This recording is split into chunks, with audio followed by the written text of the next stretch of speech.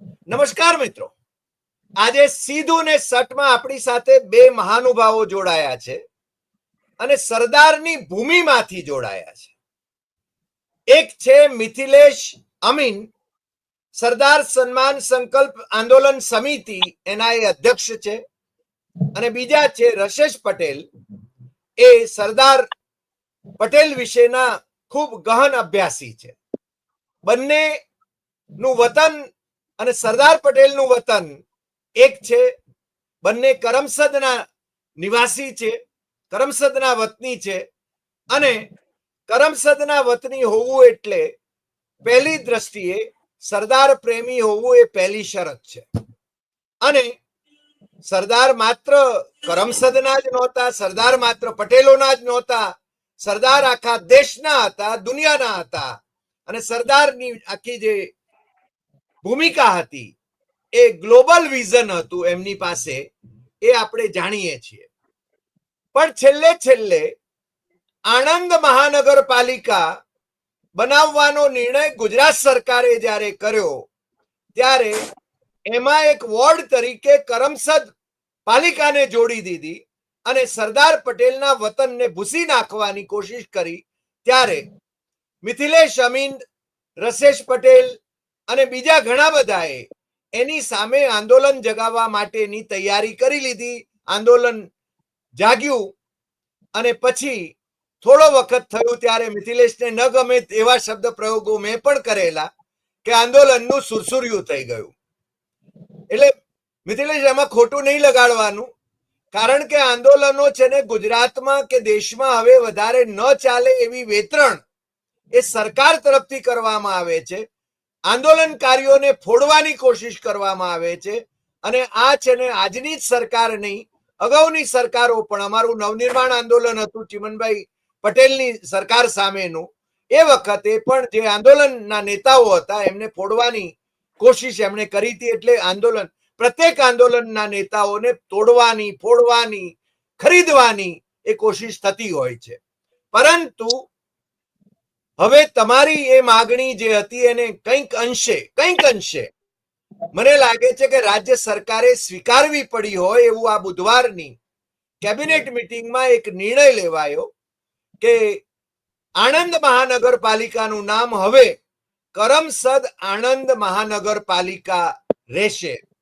હવે આ જે નામાંતર એમણે કર્યું, અથવા તો એમણે છે ને, હું મારા શબ્દ પ્રયોગોમાં કહું, ઉત્તર ગુજરાતમાં અમે કહે જખ મારીને એમણે સ્વીકારવું પડ્યું, તો એનાથી સરદાર પ્રેમીઓ રાજી છે કે કેમ, એની ચર્ચા આજે આપણે કરવી છે.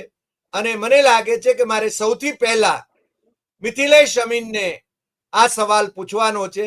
મિથિલેશભાઈ, તમે છે ને સરદાર પ્રેમી છો અને આ સમિતિ જે આંદોલન કરતી રહી એ સમિતિ તરફથી તમે આંદોલન કરતા રહ્યા છો.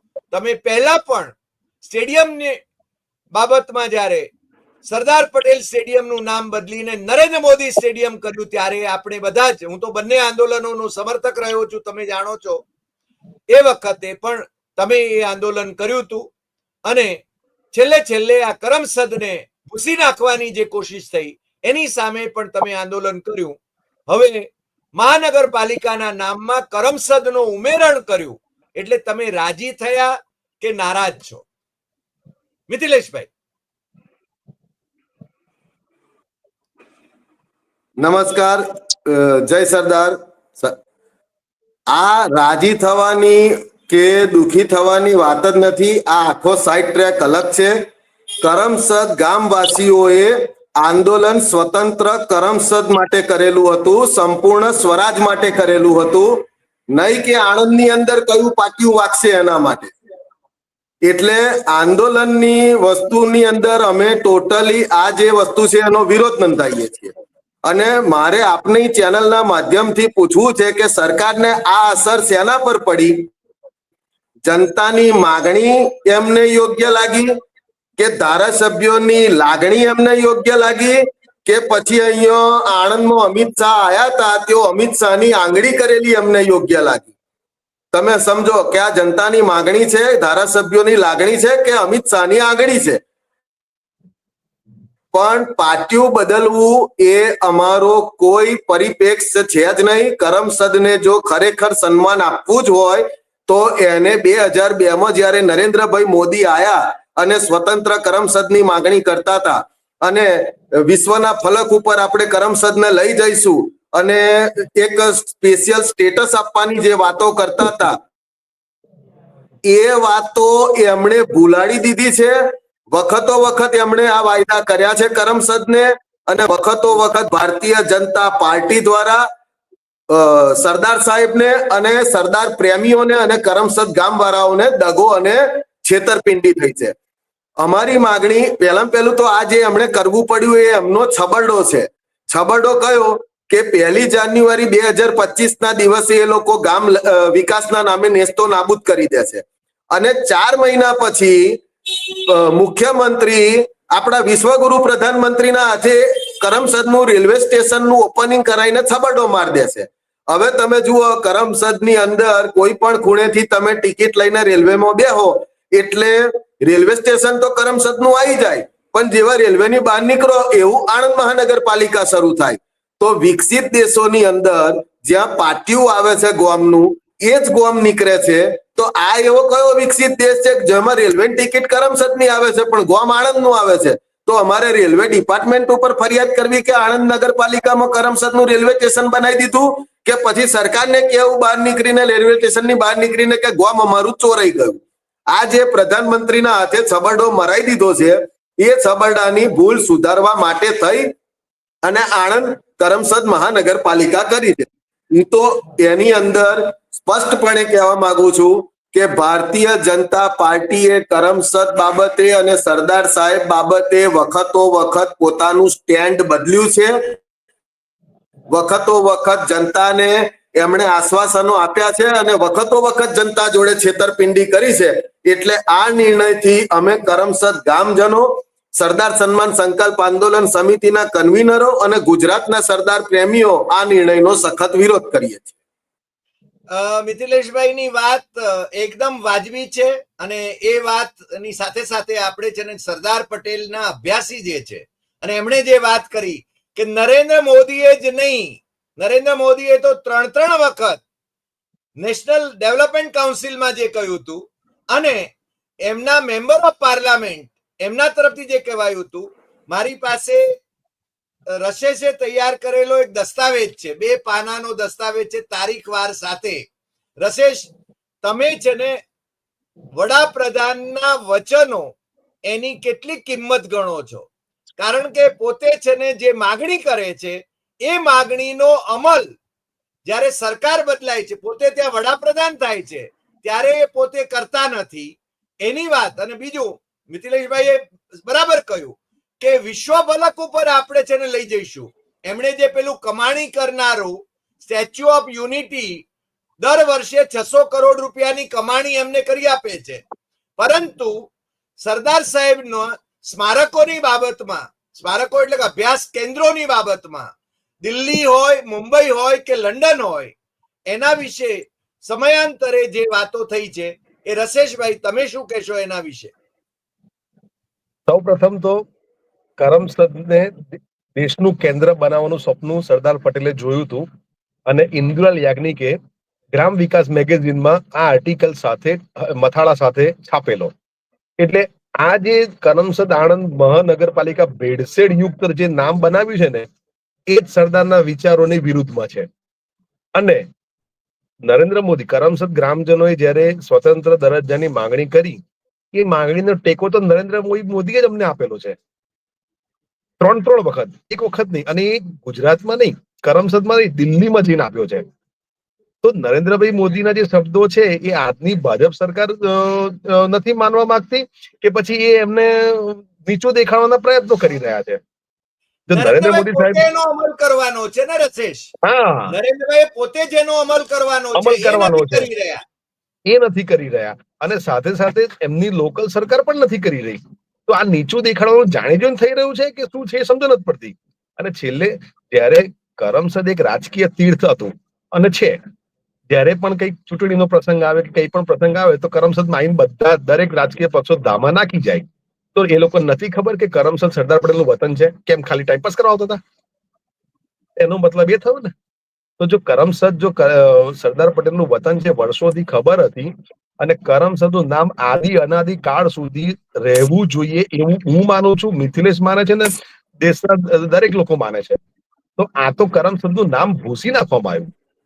કરમસદ આણંદ મહાનગરપાલિકા એટલે શું? તમે વિરોધ થયો એટલે જોડે અડાડી દીધું. એટલે અહીં તો એવું લાગે છે કે કરમસદની કરમસદ આણંદ એટલે આણંદની ઢાલ બનીને કરમસદ ઉભું રહ્યું, કે કરમસદને આણંદનો ટેકો મળ્યો.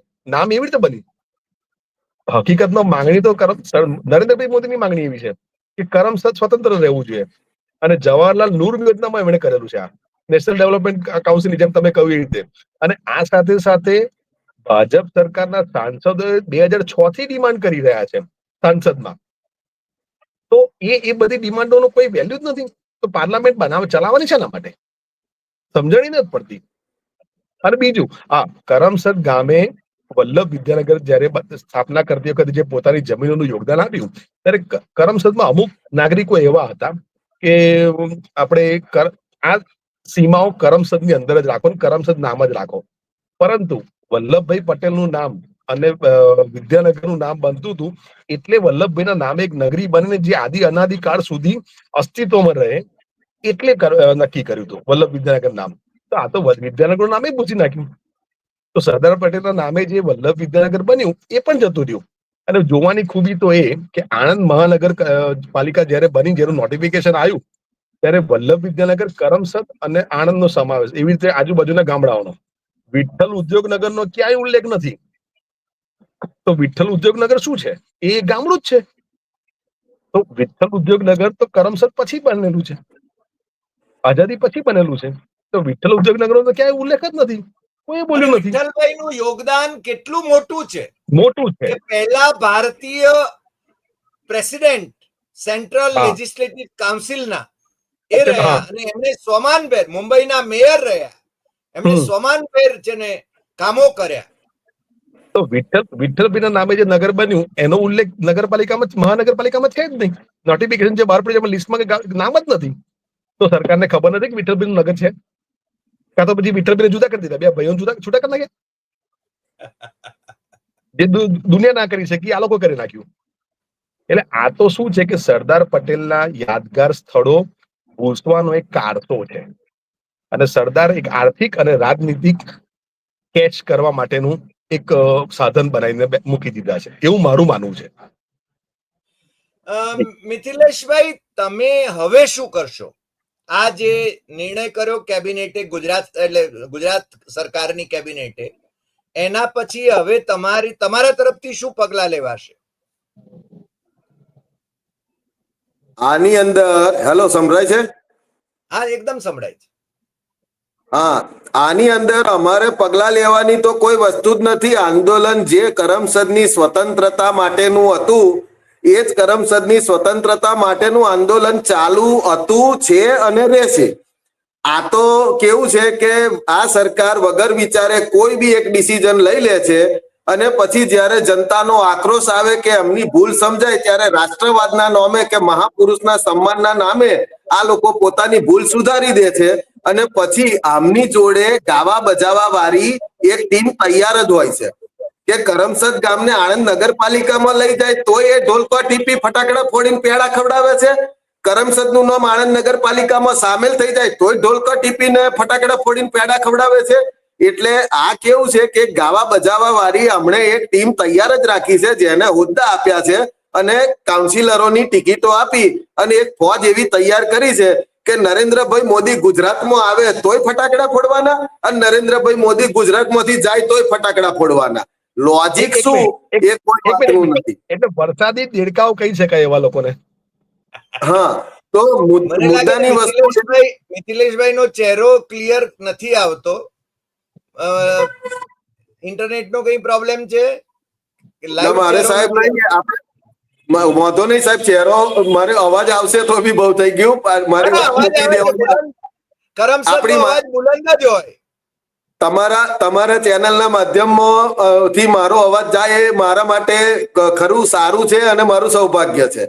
તો મુદ્દાની વસ્તુ એ છે કે આ લોકોની શું છે કે એક સ્ટ્રેટર્જી થઈ ગઈ છે. કોઈ પણ એમને ડિસિઝન લેવાનું, ડિસિઝનમાં એમની ગાવા બજાવવા વાળી ટીમ પાછું અભિનંદન આપે, ફરી પાછું એ ડિસિઝનના જેમ જેમ એમેન્ડમેન્ટો આવતા જાય પેલી નોટબંધી જીએસટી ની જેમ તેમ ફરી પાછા દરેક એમેન્ડમેન્ટને ઢોલકા વગાડવાના અને પેડા વેચવાના. મુદ્દાની વાત એક જ છે કે સરદારનું સન્માન જો કરવાની એમને સાચી વાત કરી જ હોય તો જો અમારી માગણી હતી કે કરમસદ એ સરદાર સાહેબનું વતન છે એટલે એનું અસ્તિત્વ મીટાઈ જવું જોઈએ નહીં. અને એ જ માગણી 7 મહિના પછી ધારાસભ્યોને ખબર પડી અને ધારાસભ્યોએ એ જ આવેદન પત્રમાં લખ્યું કે કરમસદ સરદાર સાહેબનું વતન છે અને એ ભૂસાઈ જવું જોઈએ નહીં. એટલે મોટું મન રાખી અને સકારાત્મક એક અભિગમ પાછો મુખ્યમંત્રીએ અપનાવ્યો સરદાર સાહેબ પર એહસાન કરવા માટે, અને થોડાક જ દિવસની અંદર એમણે આણંદ મહાનગરપાલિકાની આગળ કરમસદનું નામ એમણે લખી દીધું છે.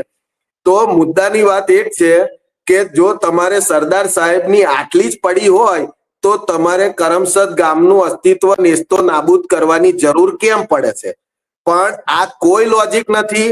દેશની અંદર જો સ્વાભિમાન, સ્વમાન અને સ્વતંત્રતાની જે રાજનીતિ છે એને સમાપ્ત કરવા પડે એવી જરૂરિયાત ઊભી થઈ છે, અને તો જ માફી અને ગુલામીની રાજનીતિનો સૂર્યોદય થાય.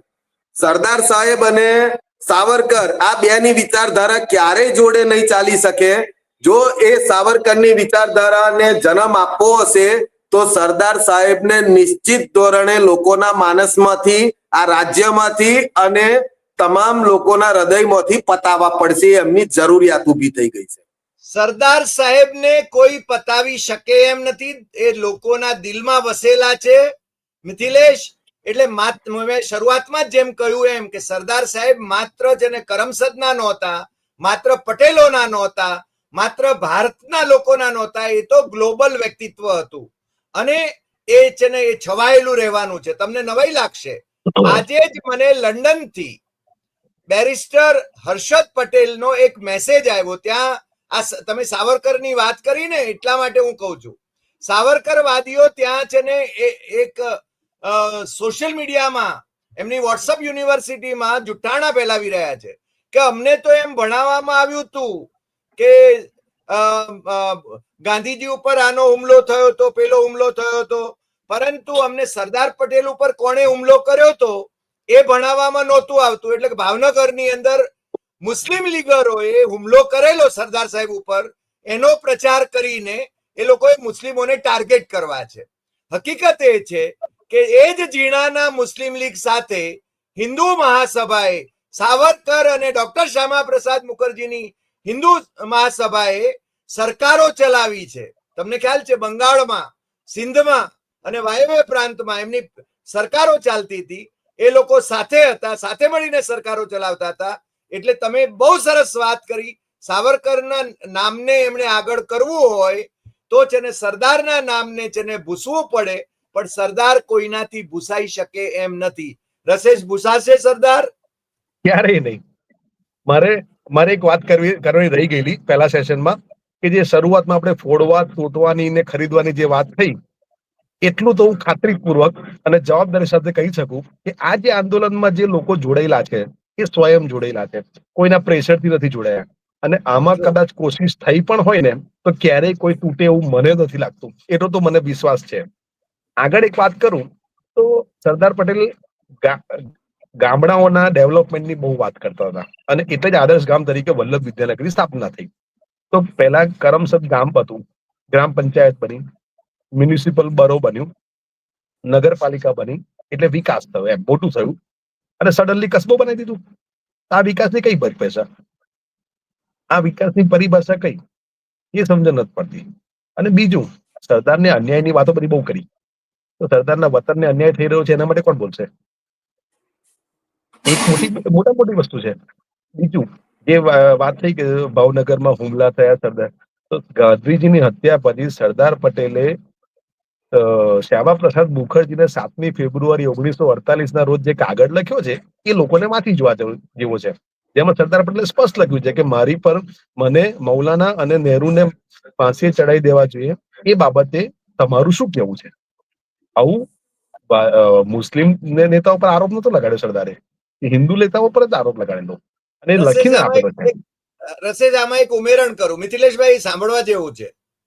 બોલો સર. સાવરકરના ફાઇનાન્સ થી નથુરામ ગોડસે, જેણે મહાત્મા ગાંધી, રાષ્ટ્રપિતા મહાત્મા ગાંધીની હત્યા કરી, એ નથુરામ ગોડસે એક મેગેઝિન ચલાવતો હતો અગ્રણી, અને એ અગ્રણીના 1945 અંકમાં રાવણ ના 10 માથા અને છે ને એને આ છે ને સાવરકર અને શ્યામા પ્રસાદ મુખર્જી એને છે ને તીરથી વિંધવા માંગે છે, અને એ માથા કોના હતા? એ માથામાં ગાંધીજી હતા, એ માથામાં નહેરુ હતા, એ માથામાં સરદાર પટેલ હતા, એ માથામાં નેતાજી સુભાષચંદ્ર બોઝ હતા, એ માથામાં બીજા પણ કોંગ્રેસના નેતાઓ હતા. એટલે આ છે ને આખી ડિઝાઇન, મિથિલેશે ખરેખર બહુ સારો મુદ્દો ઉઠાવ્યો કે સાવરકર નું નામ જો પ્રસ્થાપિત કરવું હોય તો છે ને સરદાર સાહેબને ભૂસવા પડે, પણ સરદાર સાહેબ કોઈથી ભૂસાય એમ નથી. હવે મિથિલેશભાઈ એક બીજો સવાલ મારે કરવો છે. આમાં એક ઉમેરો હું કરી દઉં, એક મિનિટ, જી આમાં એક ઉમેરો હું કરી દઉં કે જી. જેવો સરદાર પટેલે શ્યામા પ્રસાદ મુખર્જીને કાગળ લખ્યો હતો 7મી ફેબ્રુઆરીએ, 30મી જાન્યુઆરી ગાંધીજીનું હત્યા થઈ, 29 જાન્યુઆરીએ ડોક્ટર રાજેન્દ્ર પ્રસાદે સેમ કાગળ શ્યામા પ્રસાદ મુખર્જીને લખેલો. એટલે એનો મતલબ એ થયો કે એ વખતના રાજપુરુષો જાણતા હતા કોની વિચારધારા કેવી છે. એક Yes. વ્યક્તિ લખે અને બીજા અલગ અલગ લખે, અને તો રાષ્ટ્રપતિ હતા આપણા, તો એનો મતલબ એ બાબતે ચર્ચાઓ તો થઈ જશે. Right right. બે કાગળો છે એવા, એક નહીં. હવે મિથિલેશભાઈ એક બીજો મુદ્દો મારે છેડવો છે તમારી સામે. આપણે એક આંદોલન કર્યું હતું સરદાર સ્મારકમાં, એક બહુ ભવ્ય બેઠક કરી હતી, સભા કરી હતી, અને એમાં છે ને સ્ટેડિયમનું નામ સરદાર સાહેબનું નામ ભૂસીને નરેન્દ્ર મોદીનું નામ આપવામાં આવ્યું. એ હકીકત સામે વિરોધ નોંધાયો હતો. એ મુદ્દો હવે ભૂલાઈ ગયો? જો સરદાર વલ્લભભાઈ પટેલના સ્ટેડિયમનું નામ, એ તો મુદ્દો પહેલો અને પ્રથમ હતો અને એ રહેવાનો જ છે. પણ રશેશભાઈએ એક વાત કરી કે સરદાર વલ્લભભાઈ પટેલને અન્યાયની જે બધી વાતો થયેલી, હકીકતમાં મારું એવું માનવું છે વ્યક્તિગત કે જેને સરદારની ઉપાધિ આપી હોય એ કોઈ દિવસે અન્યાયની ફરિયાદ કોઈને કરે નહીં, કારણ કે સર્વસ્વ જો એના હાથમાં હોય તો એને ફરિયાદ ક્યાં કરવાની છે. પરંતુ એવું માનવું છે કે સરદારની જે વિચારધારા લઈ અને કોંગ્રેસ પક્ષના જે લોકો છે, કદાચ એ લોકોએ આ વસ્તુને એક્સેપ્ટ કરી લીધી કે સહન કરી લીધી હોય કે ભાઈ સરદાર જોડે અન્યાય થયો હતો, બાકી સરદાર કોઈ દિવસે અન્યાય થયો તો એવું જીવનમાં અમને કરમસદ વાસીઓને તો, રશેશભાઈ તો મારા કરતા વધારે ચલો સરદાર પર અધ્યયન કર્યું છે, આપણે તો એક નિયમ ઉપર ચાલ્યા છીએ કે પડે લીખે સો પંડિત હોય, લડે સો સરદાર હોય. એટલે વાંચવા લખવાનું કામ નાનપણથી જ બંધ કરી દીધું છે. પણ મને એટલી ખબર છે ત્યાં સુધી સરદાર વલ્લભભાઈ પટેલ કોઈ દિવસે ફરિયાદ કરી નથી. એ તો લોકોની ફરિયાદનું નિવારણ કરવાનું એક કેન્દ્ર બિંદુ હતા. એ કોને જઈને ફરિયાદ કરી? એમના વારસદારોએ નથી કરી. હા, એટલે કદાચ આ બધી વાતો પક્ષે હોંભરી લીધી હોય અને સંકોચાઈને બેઠા હોય કદાચ, તો એ એક્સેપ્ટેબલ થઈ જાય કે ભાઈ આની ઉપર અન્યાય કર્યો. એ વાત અલગ છે, રાજકીય પક્ષોની છે. અમારી માંગણી મોટેરા સ્ટેડિયમ ઉપરની જે હતી એ મોટેરા સ્ટેડિયમ ઉપરની ચાલુ જ છે.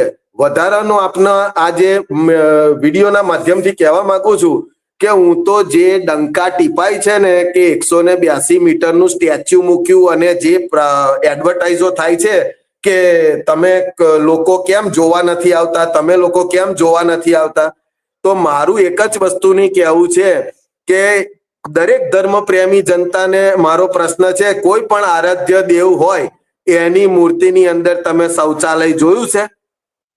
તમે જુઓ કે આપણને જ્યારે દર્શન કરવા મંદિરમાં જઈએ અને શૌચ ક્રિયાની જરૂરિયાત ઊભી થાય તો પણ માનવીય આપણે જે લક્ષણો ધરાઈએ છીએ એની અંદર કંટ્રોલ કરવાની વાત આવે છે. બરોબર છે? જોને તો આપણે શૌચ કરીને મંદિરમાં દર્શન કરતા નથી, તો આ જે વસ્તુ છે સરદાર સાહેબનું, તમે વિચાર કરો કે 156 ની છાતીના ભાગ ઉપર શૌચાલય બનાવવું એ તમને શું દર્શાવે છે? આ સરકાર સરદારનું સન્માન કરવા માટે નહીં, પણ સરદારથી વોટ સાધવા માટેની સરકાર છે.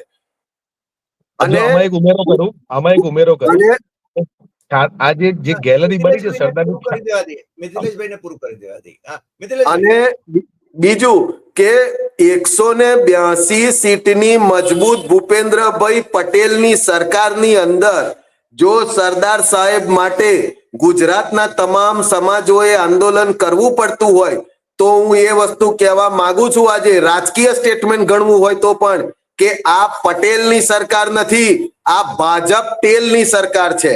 આવું તો ફક્ત પૂછડિયા પાટીદારોની સરકાર જ્યારે રચાય ત્યારે જ બને છે. આપણે ગૌરવથી જ્યારે કહેતા હોઈએ કે અમે પટેલની સરકાર બેસાડી છે, અને એ જ પટેલની સરકારમાં જો સરદારના ગામ માટે ને સરદારના નામ માટે લડવું હોય તો એ સામાજિક પટેલની સરકાર નહીં, પણ ભાજપ ટેલની સરકાર છે, પૂછડિયા પાટીદારની સરકાર છે. અમે આની બાબતે આવેદન પત્રો આપ્યા છે. મુખ્યમંત્રી કાર્યાલયે જઈ અને 64 ધારાસભ્યો અને મંત્રીઓને આવેદન પત્ર આપ્યા છે. પણ હરામ બરાબર જો કોઈ માણસ, ઇવન તમામ પક્ષોની હું વાત કરું છું, તમામ પક્ષોના ધારાસભ્યો સરદારના ગામ બાબતે મૌન રહ્યા છે. એ ખરેખર દુઃખની બાબત છે કે જેણે બોલવું જોઈએ એ બોલતા નહીં, અને મારા જેવા રોડ ઉપર જે રખડે છે એ સરદાર સરદાર કરીને બોલે છે. હવે વિધાનસભામાં જે છે એ તો બોલતા નહીં, તો આપણને ન્યાયની આશા રાખવી કઈ આગળ? નહીં, મિથિલેશ, તમારા જેવા રોડ ઉપર રખડે છે એવું ન કહેવાય. તમે આંદોલનનું નેતૃત્વ કર્યું અને એ આંદોલન યોગ્ય હતું. અમારો પણ એને ટેકો રહ્યો છે, બંને આંદોલનને ટેકો રહ્યો છે. ભલે એ આંદોલનને એની માગણીને આ લોકો સ્વીકારે કે ન સ્વીકારે, પરંતુ તમે જે કહ્યું એ વાત સાચી છે. એમને વોટની રાજનીતિમાં જ રસ છે, એ આપણે બધા જાણીએ છીએ. રસેશ, તમે કહેતા હતા કે એમાં જે મિથિલેશે કહ્યું કે શૌચાલયની જે વાત થઈ, પણ પહેલું તો છાતી પર જે 156 જે ગેલેરી બનાવી, એટલે એનો મતલબ એ કે છાતી પર પગ કોણ મૂકે? દુશ્મન હોય એ મૂકે. તો આખા દેશની પ્રજાને દુશ્મન બનાવી દીધી સરદારની, કારણ કે બધા છાતી પર પગ મૂકવો જ પડશે સરદારની, તો જ ગેલેરી જવાશે.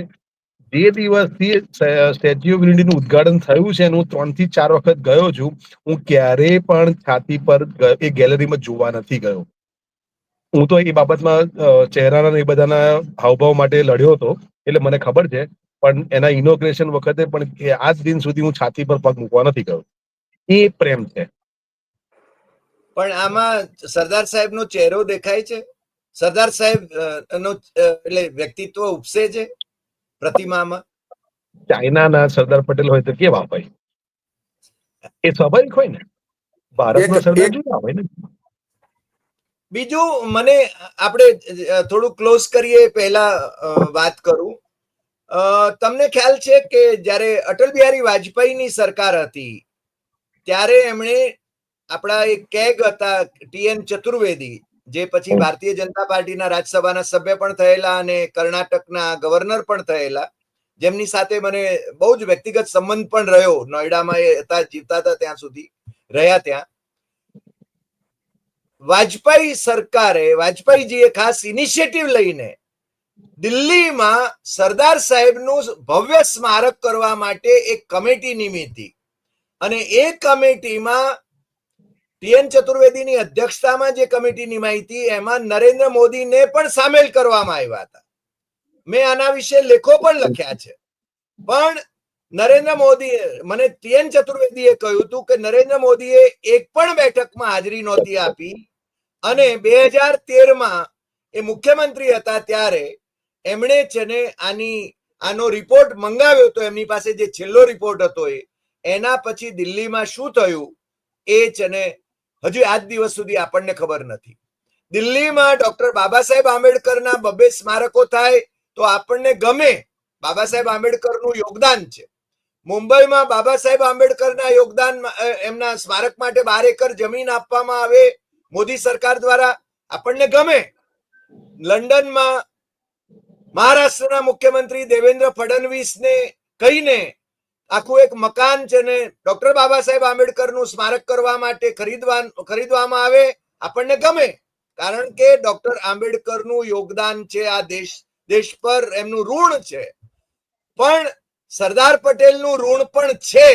તો નરેન્દ્ર મોદીની એવી કઈ મજબૂરી છે કે દિલ્હીમાં, મુંબઈમાં કે લંડનમાં એમણે સરદારના સ્મારકો બનાવવામાં કોઈ જ રસ લીધો નહીં. રસેશ પટેલ, તમારો અભ્યાસ શું કહે છે? અને મિથિલેશભાઈ ક્યાં છે? મને લાગે છે સાંભળી શકે છે. સાંભળી શકું છું અને મારું હું સાંભળી શકું છું. હા હા, પ્લીઝ તમે પણ ભાગ પણ લેજો. તમે બીજા કામમાં હો તો પણ. હા, તમે જેમ કહ્યું કે નરેન્દ્ર મોદી સાહેબને શું તકલીફ છે કે નરેન્દ્ર મોદીને શું તકલીફ છે, પણ ફડણવીસ સરકારે લંડનમાં કોઈને પૂછ્યા વગર પોતે ડિસાઈડ કરી અને લંડનનું બાબા સાહેબ આંબેડકરનું ઘર લીધું. અને હકીકતે બહુ જ ઉમદા કાર્ય અને બાબા સાહેબને આદર અપાવે એવું કામ, વર્લ્ડ વાઇડ વિશ્વ ખ્યાતિ અપાવે એવું કામ. તો ગુજરાતની ભાજપ સરકાર કે ગુજરાતની સરકારને કોણ રોકે છે? જો એ નામ કરમસદ મિટાઈ શકતા હોય કોઈને પૂછ્યા વગર, તો એ લંડનનું ઘર ના લઈ શકે?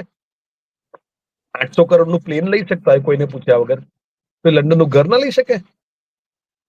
કેમ, કોણ રોકે છે એમને? અને આજે જે રીતે કહ્યું કે ભારતીય જનતા પાર્ટીમાં મેક્સિમમ પટેલો છે, તો એ લોકોએ એ ના કહ્યું કોઈએ કે આ મહારાષ્ટ્રમાં થઈ ગયું તો ગુજરાતમાં આપણે કેમ નહીં કરતા? અને સ્વામી વિવેકાનંદનું ઘર છે, એક નહીં, ગાંધીજીનું ઘર છે, રાજા રામમોહન રોયનું ઘર છે. એ લોકો લંડનના ગવર્મેન્ટે બ્લુ ફ્લેગ કરીને એ દરેક પર એમ્બલમ મારેલા છે કે આ હિસ્ટોરિકલ પ્લેસ છે. હકીકતમાં આપણે તેમના દુશ્મન હતા ને, આપણે તેમને તગેડી મૂકેલા. તેમ છતાં એ લોકોએ એ ટેગ મારીને મૂક્યા છે કે ભાઈ આને મેન્ટેન કરે છે ત્યાંની સરકાર. તો આપણી સરકારને લેવામાં શું વાંધો આવે? કેમ લંડન એમ્બેસી કશું બોલતી નથી કે આ બધા ઘરો આપણે લઈએ? અને મેમોરિયલ, જો લંડનમાં મેમોરિયલ થશે તો કહેવાશે શું કે ગુજરાત સરકાર દ્વારા સંચાલિત, તો એ નામ ગુજરાતનું આગળ નહીં વધે? એ કરો આ લોકોને કરવામાં કોઈ રસ નથી, ખાલી સરકારે પણ કરવું જોઈએ, માત્ર કરવું ગુજરાતે જોઈએ, કેમ? કરવું જોઈએ, પણ એ કરતા નથી.